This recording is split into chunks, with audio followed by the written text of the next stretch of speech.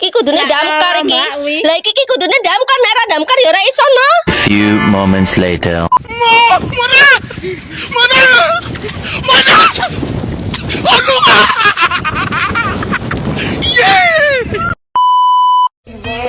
Just a feeling that I want you behind because it's something that is so just in my mind. I guess it goes that.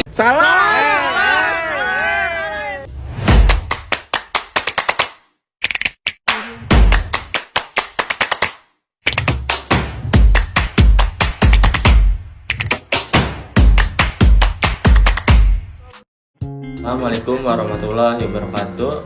Perkenalkan, nama saya Mahmud dengan NIM 220797, kelas manajemen era 5, semester 4. Video ini dibuat untuk memenuhi tugas akhir semester pada mata kuliah perilaku keorganisasian dengan dosen pengampu Pak Abdul Wahid Al-Pariji SHMM CPM.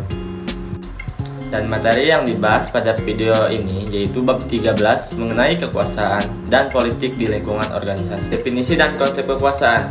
Kekuasaan dalam organisasi dapat didefinisikan sebagai kemampuan seseorang atau kelompok untuk mempengaruhi, mengontrol, dan mengarahkan orang lain serta memperdaya yang ada. Kekuasaan dapat bersumber dari wewenang formal, kompetensi, maupun hubungan personal yang terjalin. Yang pertama, pengaruh, kemampuan untuk mempengaruhi orang lain dan menggerakkan mereka sesuai kehendak kita. Kemampuan untuk mengendalikan dan mengarahkan orang lain atau sumber daya. Yang kedua yaitu kontrol, kemampuan untuk mengendalikan dan mengarahkan orang lain atau sumber daya. Yang ketiga yaitu wewenang, hak dan legitimasi yang dimiliki seseorang atau kelompok untuk membuat keputusan dan mengarahkan orang lain. Yang selanjutnya yaitu sumber-sumber kekuasaan dalam organisasi. Yang pertama itu posisi jabatan, kekuasaan yang berasal dari otoritas formal yang dimiliki oleh seseorang dalam struktur organisasi. Semakin tinggi posisi seseorang, semakin besar kekuasaannya. Yang kedua yaitu pengetahuan dan keahlian, kekuasaan yang berasal dari kompetensi, keahlian, dan pengalaman seseorang yang sulit digantikan. Orang-orang dengan keahlian unik memiliki kekuasaan yang besar. Yang ketiga yaitu akses informasi dan dukungan kelompok. Kekuasaan yang berasal dari kemampuan untuk mengakses dan mengendalikan informasi penting dalam organisasi. Informasi adalah sumber kekuasaan yang sangat berharga. Kekuasaan yang berasal dari kemampuan memobilisasi dukungan dan aliansi dari kelompok-kelompok penting dalam organisasi. Jaringan pertemanan dan pengaruh sangat penting. Yang selanjutnya yaitu materi perilaku politik dalam organisasi, yaitu ada 3. Yang pertama negosiasi, yang kedua aliansi, yang ketiga manipulasi. Negosiasi yaitu kemampuan bernegosiasi dan membangun kompromi menjadi kunci keberhasilan dalam lingkungan politik organisasi.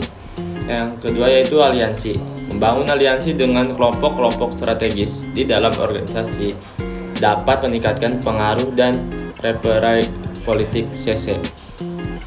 Yang terakhir yaitu yang ketiga manipulasi, penggunaan manipulasi dan strategi tertentu untuk mempengaruhi proses pengambilan keputusan dapat menjadi senjata ampuh dalam politik organisasi. Selanjutnya itu strategi membangun kekuasaan. Yang pertama, identifikasi sumber kekayaan. Pahami sumber-sumber kekuasaan yang ada di organisasi seperti akses informasi, keahlian, atau hubungan dengan pengambilan keputusan. Yang kedua yaitu bangun jaringan pengaruh, kembangkan hubungan yang baik dengan kolega, mitra, dan pemangku kepentingan kunci untuk membangun dukungan dan pengaruh. Yang ketiga yaitu tunjukkan kompetensi, buktikan kemampuan dan kontribusi Anda melalui prestasi kerja sehingga mendapat pengakuan dan kepercayaan dari atasan. Yang keempat yaitu manfaat momentum, kenali peluang-peluang strategi di organisasi seperti proyek penting atau kebutuhan khusus untuk meningkatkan peran dan pengaruh Anda. Selanjutnya yaitu konflik dan negosiasi dalam lingkungan politik organisasi. Konflik dan negosiasi merupakan bagian tak terpisahkan dari dinamika politik di dalam organisasi. Memahami sumber-sumber konflik, baik yang bersifat struktural maupun personal, menjadi kunci untuk mengelolanya dengan baik. kemampuan bernegosiasi dan mencari solusi. Kompromi yang saling menguntungkan sangat diperlukan. Di sini, peran pemimpin organisasi menjadi krusial dalam memimpin tim untuk menyelesaikan konflik secara konstruktif. Yang selanjutnya itu memahami konflik, mengenali sumber-sumber dan jenis-jenis konflik dalam organisasi. Selanjutnya itu strategi penyelesaian, teknik negosiasi dan kompromi untuk mengatasi konflik. Yang selanjutnya itu peran kepemimpinan, memimpin tim untuk menghadapi dan menyelesaikan konflik secara konstruksi. Yaitu kepemimpinan dan kekuasaan. Ada di sini kekuasaan formal. Pemimpin memiliki kekuasaan formal yang diberikan oleh organisasi seperti kewenangan pengambilan keputusan dan kemampuan mengalihkan sumber daya. Selanjutnya itu kekuasaan informal. Karisma, kemampuan berkomunikasi dan kepribadian pemimpin dapat memberi pengaruh informal yang kuat terhadap pengikut. Menggunakan kekuasaan dengan bijak, pemimpin yang efektif mampu menyeimbangkan kekuasaan formal dan informal untuk memotivasi, memberdayakan, dan memimpin tim dengan baik. Yang selanjutnya itu dampak kekuasaan dan politik terhadap kinerja organisasi. Ada dua dampak, yaitu dampak positif dan negatif. Dampak positif, penggunaan kekuasaan dan politik yang efektif dapat meningkatkan koordinasi, pengambilan keputusan, dan alokasi sumber daya alam organisasi. Ini dapat mengarah pada peningkatan efisien dan kinerja organisasi secara keseluruhan. Yang selanjutnya itu dampak negatif.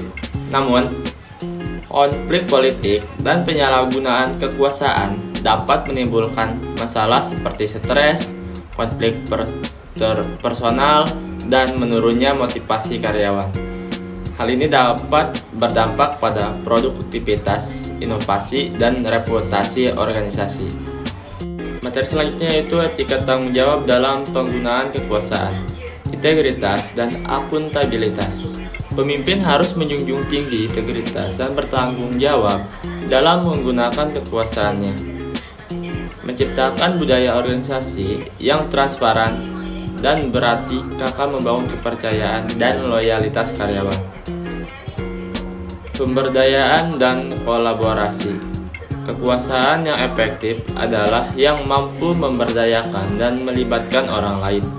Menumpukan kolaborasi dan mengembangkan bakat karyawan akan menciptakan lingkungan kerja yang sehat dan produktif. Pengambilan keputusan yang bijak.